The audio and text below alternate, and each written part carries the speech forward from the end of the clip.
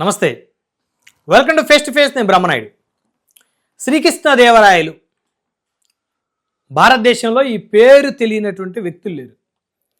ఎందుకంటే విజయనగర సామ్రాజ్య పరిపాలకుడుగా దేశంలో తనకంటూ గుర్తింపు తెచ్చుకున్నారు శ్రీకృష్ణదేవరాయలు.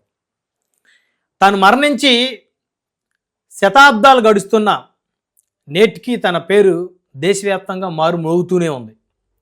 అలాంటి శ్రీకృష్ణదేవరాయలు వారి జయంతిని అధికారికంగా రాష్ట్ర కేంద్ర ప్రభుత్వాలు జరపాలని ఆయన్ని అభిమానించేవాళ్ళు, ప్రత్యేకంగా ఆంధ్రప్రదేశ్ తెలంగాణ రాష్ట్రాల్లో తెలగ, బలిజ, కాపు, ఒంటరి కులాలు ప్రభుత్వాన్ని డిమాండ్ చేస్తున్నాయి.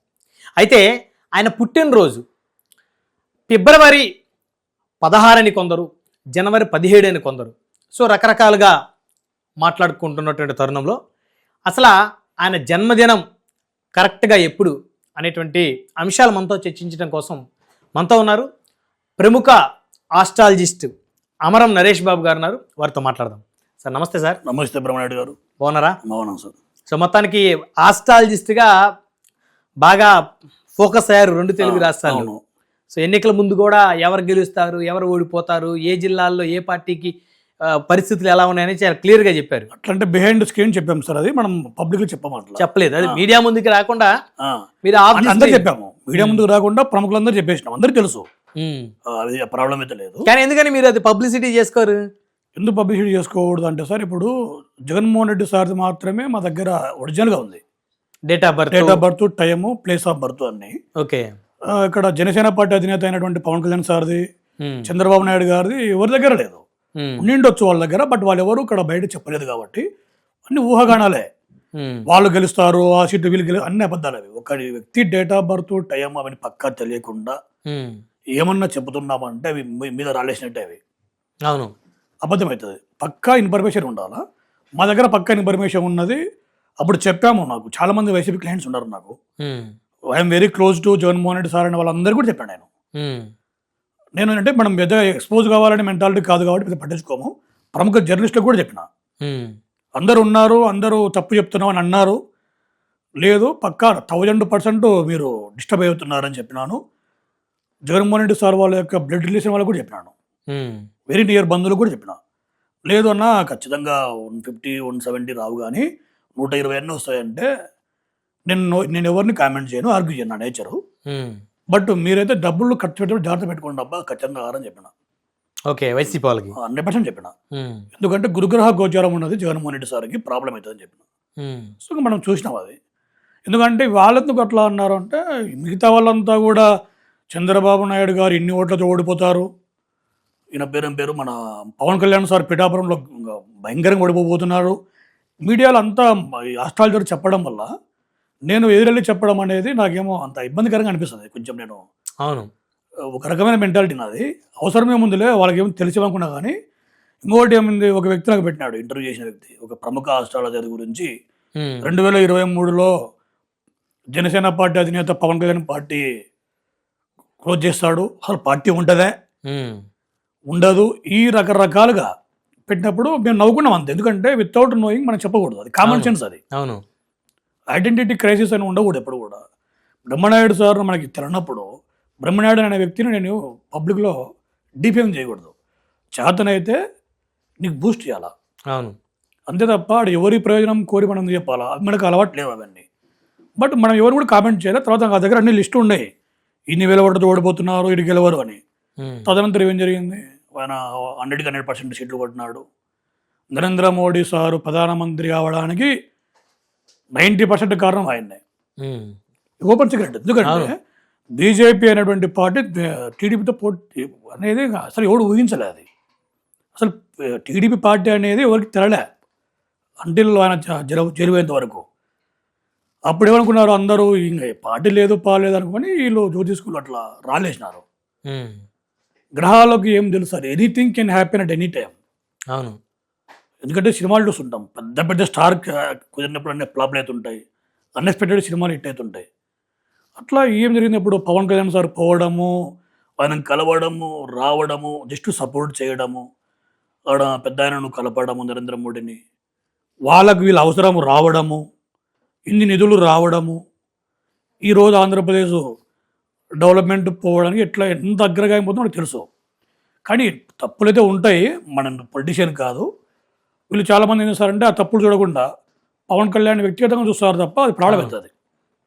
ఈ పాయింట్ ఆఫ్ వ్యూలో మనం మా దగ్గరికి వచ్చిన వాళ్ళు చెప్తాం సార్. చాలామంది ఉన్నారు వైసీపీ వాళ్ళు, నాకు ఎక్కువ క్లయింట్స్ ఉంటే వైసీపీ వాళ్ళు ఉన్నారు. సబ్జెక్ట్ ఏమంటే వాళ్ళందరూ వింటారు, పాటిస్తారు. ఒక వ్యక్తి ఫోన్ చేశాడు రాత్రి 11 o'clock, నెల్లూరు అతను, పేరు చెప్పకూడదు. ఇద్దరు డేట్ ఆఫ్ బర్త్ ఇచ్చాడు, ఇద్దరు డేట్ ఆఫ్ బర్త్ ఇచ్చారు. ఎవరు గెలుస్తారన్నా అని. నువ్వు ఓడిపోతున్నావు అని చెప్పిన. మన నెక్స్ట్ సెకండ్ కూడా అట్టుగా అయ్యి పెట్టేసినాడు.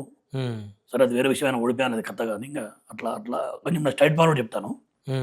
నిజాలు చెప్పాలంటే సబ్జెక్టు ఎప్పుడు కూడా డాక్టర్ కాడికి పోయినప్పుడు డాక్టర్ దగ్గర నాకు రోగం లేదని మనం చెప్పకూడదు కదా సార్. అవును. నువ్వు నా దగ్గరకు వచ్చింది ఎందుకు వచ్చినావు, ఏంది నా పరిస్థితి వచ్చినావు, అప్పుడు నీకు పాజిటివ్ చెప్పాలా, ఉన్నది చెప్పాలా, ఉన్నది చెప్పాలని అంటాను నేను. అప్పుడు నువ్వు యాక్సెప్ట్ చేస్తావు, సెకండరీ. నెగిటివ్ ఉందనుకో, నెక్స్ట్ వాట్ అనేది మనం అడగాల, అప్పుడు నేను చెప్పగలగాల. ఇట్లాంటి సమస్యలు ఉంటాయి. ఇంకోటి అంటే ఫ్రీక్వెంట్గా మా పబ్లిక్ కనపడడం, మన వ్యాపారం వచ్చేసి మెడికల్ కాబట్టి ఇది ఒక హాబీనే మనకు, దీని మీద డిపెండ్ కాము కాబట్టి అన్నెసెసరీగా మీడియాలో కనపడము. ఇప్పుడేమంటే ఈ శ్రీకృష్ణదేవరాయ జయంతి విషయము బాగా డిస్కషన్ జరుగుతుంది స్టేట్స్లో. అవును. సో ఇప్పుడు మాది కర్నూలు, మా ఊర్లోనే జనవరి 17 కొంతమంది చేస్తారు, ఫిబ్రవరి 16 కొంతమంది చేస్తారు, రకరకాలుగా. అంటే అవేర్నెస్ లేకపోవడం దానివల్ల. వాళ్ళ తప్పు కాదు అది. ఏమైందంటే ఇక్కడ ఈ కాపు చరిత్ర సంకలన సమితి అని ఒకటి మన దాంట్లో ఇన్ ద సెన్స్ ఆ కమ్యూనిటీలో పెట్టారు ఒకటి. దాంట్లో చాలా మంది చరిత్రకారులు పెట్టినటువంటి గ్రూప్ అది. ఓకే. అది ఆర్డినరీ గ్రూప్ కాదు. పోలిశెట్టి సత్యరాయుడు అనే వ్యక్తి ఆయన ఇన్ఫర్మేషన్ సేకరించినాడు. ఎక్కడి నుంచి అంటే శ్రీకృష్ణదేవరాయలు వారి కుమార్తె అయినటువంటి మోహనాంగి మరీచి పరిణయం ఒక కావ్యం రాసింది ఆమె. ఆ కావ్యంలో తన యొక్క తండ్రి యొక్క జన్మ నక్షత్రము, సంవత్సరము, తిథి, వారం అన్ని రాసింది ఆమె. అది అందరికీ పబ్లిష్ చేసినారు వీళ్ళు కూడా. మరి 1000 సంవత్సరాల ఈ క్యాలెండర్ దొరకకపోవడము, లేదా వాళ్ళకు ఆ టైంలో ఆ క్షణం ఏమనిపించి తెలియదు, కానీ ఈ 2 డేట్లు ఇచ్చారు. బట్ మేమేం చేస్తామంటే దుబ్బం అభిమన్యుడు అనేటువంటి వ్యక్తి దానికి కన్వీనరు, ఈ కాపు చరిత్ర సంకలన సమితి కన్వీనరు. అతను లేదు, మనము గవర్నమెంట్ దగ్గర అఫీషియల్గా మనం పోయేటప్పుడు మన దగ్గర ఎగ్జాక్ట్గా ఇన్ఫర్మేషన్ ఉండాలా అనేసి నన్ను ఆ పద్యం నాకు పెట్టేసి నన్ను సీట్ చేయమన్నాడు. కష్టమంతా వాళ్ళదే. సత్యరాయుడు గారు, ఈయన మన దుబ్బం అభిమన్యుడు, వీళ్ళ కష్టమే అది. నేను దాన్ని ఒక 3 hours కూర్చున్నాను మీద, అంతే. కూర్చొని మొత్తం చేస్తే 1471 జనవరి 27వ తేదీ మోహనాంగ్ గారు చెప్పినటువంటి అన్ని విషయాలు మనకు మ్యాచ్ అయినాయి. దాన్ని మనం ఒకసారి మీరు అది చూపిస్తారా దాంట్లో? చూపిస్తాను. మీ పద్యం కూడా పెడతారు దాంట్లో? పద్యం పెట్టండి, ఎందుకంటే క్లారిటీ కోసము. అవును, వాళ్ళ కుమార్తె రాసినటువంటి. ఎందుకంటే మీలాంటి పెడితే కందులు దుర్గేశ్ గారు ఇప్పుడు మంత్రి ఉన్నారు అనుకుంటా. అవును. ఆయనకు పక్క చేరవేస్తే ఇక్కడ ఎవరి క్రెడిట్ కాదు, ఇక్కడ ఆయనకు మళ్ళీ రేపు పొద్దున మచ్చ రావద్దు అని ఏ డేట్ మనం, అంతే కదా సార్, పక్క తెలిసినప్పుడు ఆ డేట్ పెడితే అయిపోతుంది కదా అని ఉద్దేశం. అవును. ఇక్కడ ఈమె ఏం చెప్పింది అంటే, మా నాన్నగారు అయినటువంటి కృష్ణదేవరాయలు గారు వికృతినామ సంవత్సరం అందలి పుష్యమాసములో, అది కూడా కృష్ణపక్షము మరియు ఉండేది ద్వాదశి శుక్రవారం రోజున జన్మించాడు అని ఆమె నీటి రాసింది. మనం అవన్నీ డీకోడ్ చేస్తే మీకు ఒక్కపారి మీ దాంట్లో కూడా హిందూ క్యాలెండర్ ఉంటే మీకు ఓపెన్ చేస్తుంది. ఇది ఎవరైనా చూడొచ్చు. ఓకే. ఇది దిస్ క్రెడిట్ గోస్ టు నాట్ అమరం నరేష్ బాబు. ఓకే. చరిత్రలో ఒక ప్రముఖుడు, ఆంధ్ర భోజుడు, అవును, హిందూ సామ్రాజ్యాన్ని ఒక పారి నిలబెట్టిన వ్యక్తి, సర్వ మతాలను ప్రోత్సహించినటువంటి వ్యక్తి. అవును. అలాంటి వ్యక్తికి మనం ఇచ్చేటువంటి హానరు ఇచ్చేటప్పుడు తప్పుపోవద్దు అనేది నా అభిప్రాయం. అంతకుమించి ఎవరి దేశం లేదు. ఇప్పుడు మనం ఒకసారి హిందూ క్యాలెండర్ ఎవరికైనా ఉంటే చూసుకోండి, 1400 హిందూ క్యాలెండర్ ఒకటి యాప్ ఉంటుంది. అంటే అంత డెప్త్ అవుతుంది మీకు. ఆ మాదిరి మీకు జస్ట్ చెప్తున్నా, ఆ పద్యం మీరు దాన్ని చూపించండి లైవ్లో. 1471 జనవరి 27 మీరు ఒకసారి చూసి ఇక్కడ ద్వాదశి ఉంటుంది, వికృతినామ సంవత్సరం ఉంటుంది, కృష్ణ అన్నీ ఉంటాయి, యాజ్ ఇట్ ఈజ్ ఉంటాయి. ఏమంటే ఇక్కడ ద్వాదశి త్రయోదశి రెండింటికి మధ్యలో పుట్టాడు ఆయన. ఓకే. ఇది సో ఇది ఎగ్జాక్ట్ డేట్, ఇది ఎగ్జాక్ట్ డేట్.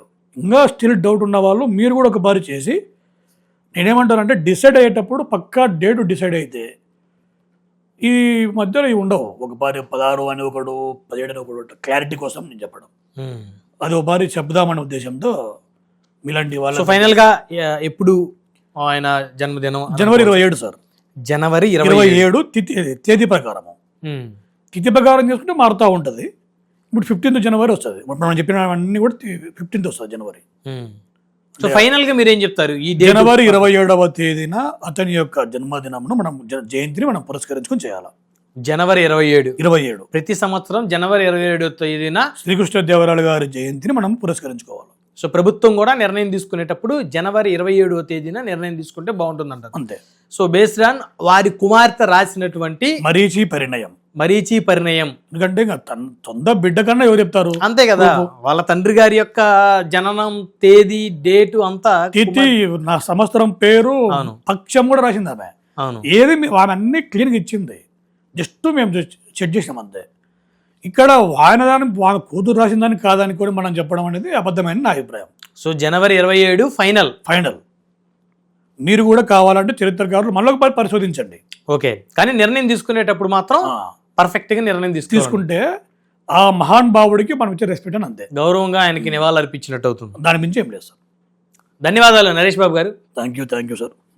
మరి ఇది చూశారు కదా, శ్రీకృష్ణదేవరాయలు వారి జన్మదినాన్ని ప్రభుత్వాలు అధికారికంగా జరిపించాలనుకుంటే, ఎందుకంటే ఆ డిమాండ్ నడుస్తుంది కాబట్టి, జనవరి 27వ తారీఖున ఆయన జన్మదినాన్ని అధికారికంగా ప్రకటించవచ్చు అని చెప్పేసి సో ప్రముఖ ఆస్ట్రాలజిస్టు అమరం నరేష్ బాబు గారు చెప్తున్నారు. మరొక వారం మరొక అతిథితో మళ్ళీ కలుద్దాం. చూస్తూనే ఉండండి 99 టీవీ.